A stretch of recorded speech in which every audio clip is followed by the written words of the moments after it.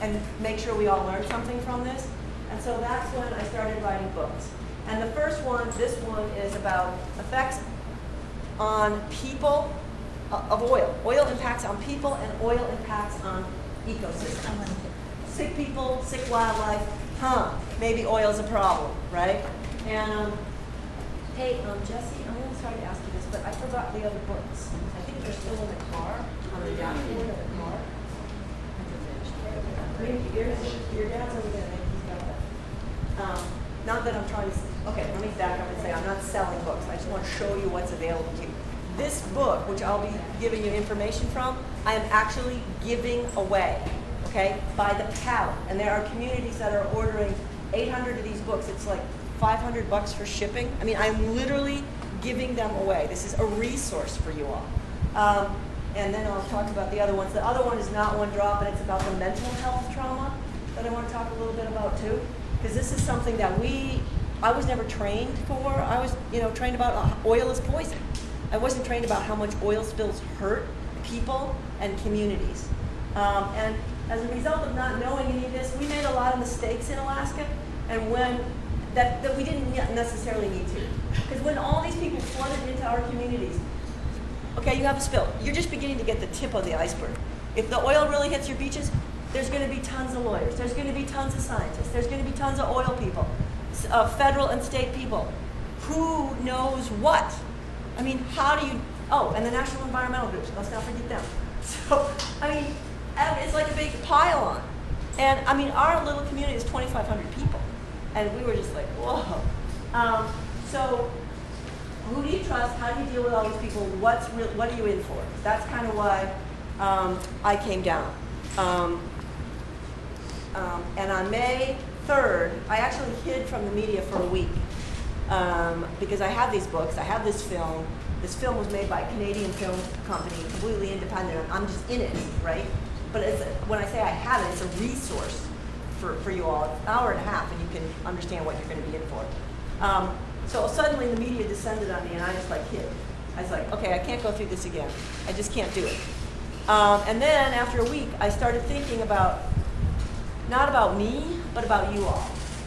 And how you all would probably make the same mistakes we did if somebody didn't come down and share what we learned. And so I thought, I have to come down for the people. And so on May 3rd, I booked a one-way ticket without knowing a single soul. And I just flew to New Orleans with Lisa Marie, who also is a spill survivor. And we work together. She's my assistant, but we really work together. And we went down to Venice because May 3rd, I mean, it was still all the action was down in Louisiana pretty much. And the hotel we were staying at, I just started talking to the staff, and they were fishermen. It was a fisherman's wife. And within 4 hours, she had took the phone book and called people, and we had a fisherman's meeting at the Riverside Cafe. And because of the result of that meeting, that was the Louisiana Shrimp Association, I've been networked across the Gulf from that one initial meeting. And after 3 weeks, I tried to make it back home for the summer. I got as far as Seattle. I was calling my friends saying, I'm coming home. And they all said, why? They need you down there. So I turned around and came back. Okay. So, and what I'm doing, and we're going to pass these around, and please at least put, these are from the meeting that we just had, but on the back, if we run out of paper, we'll get more, your name and your email address. Because what I'm doing in community after community is having a key, I call it key liaison, key community liaison. So it's Julie, who must still be hung up outside at the moment. It's a volunteer who steps forward to take the information, create a database, so you have your own way of contacting each other and sharing information. This is really important. Okay, so I'm going to pass one. Just so, and you got to write legibly. That's the main thing. Okay. So just email and phone number if you want to, get connected to Kathy. This is Kathy Viren. I'm already. Yeah, you might have signed at the other place. All right. So here's what happened to us. Okay. This is sort of the short of it.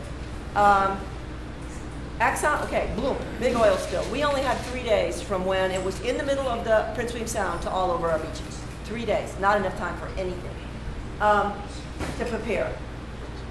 And 4 days after, Exxon came into our community, and a community representative stood up, an Exxon spokesperson, and said, we will make you whole.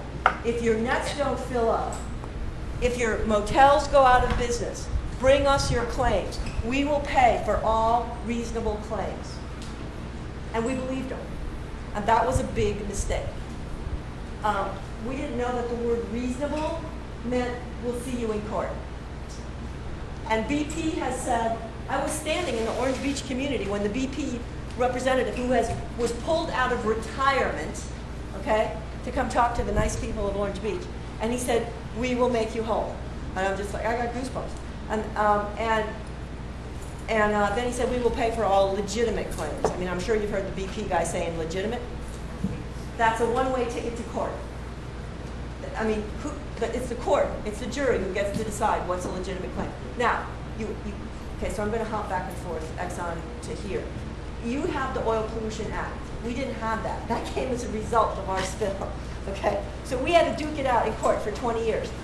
The court experience, number one, created its own emotional trauma to the point where we had a second helping of post-traumatic stress disorder.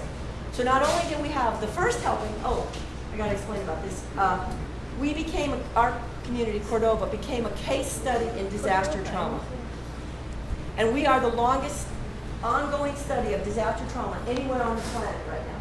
What this did to our psyches, and so what breaks and how you heal from it. So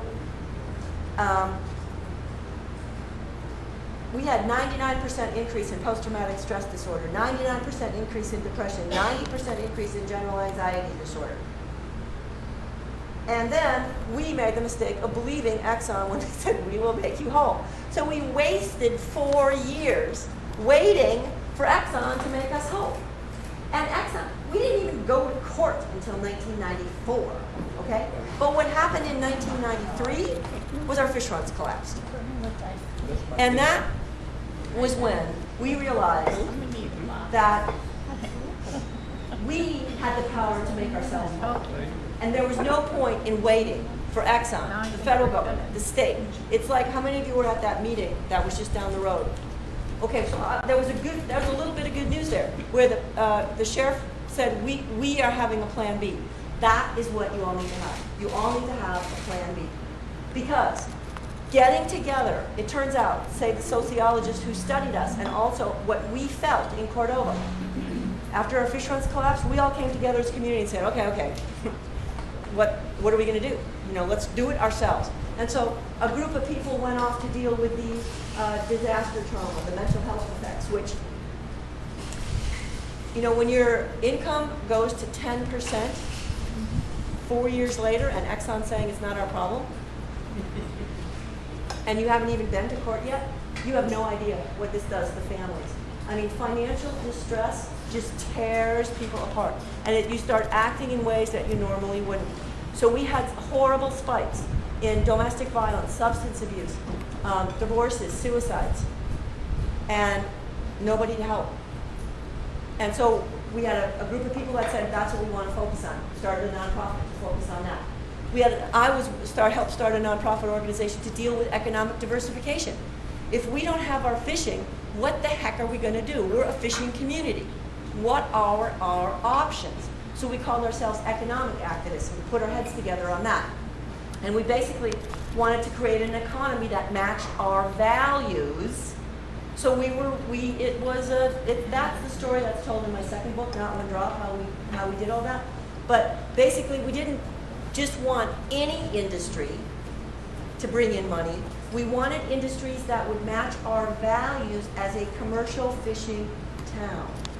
So we didn't want to invite in industry that we'd be fighting with, like there were plans to clear-cut log. Well, clear-cut logging takes away the protection of our, one road would have had to cross 183 salmon spawning streams. And we just went, you know, that's trouble. If we bring in that industry, you know, our ultimate vision is to rebuild our commercial fishing industry. So we're going to figure out a way to bring in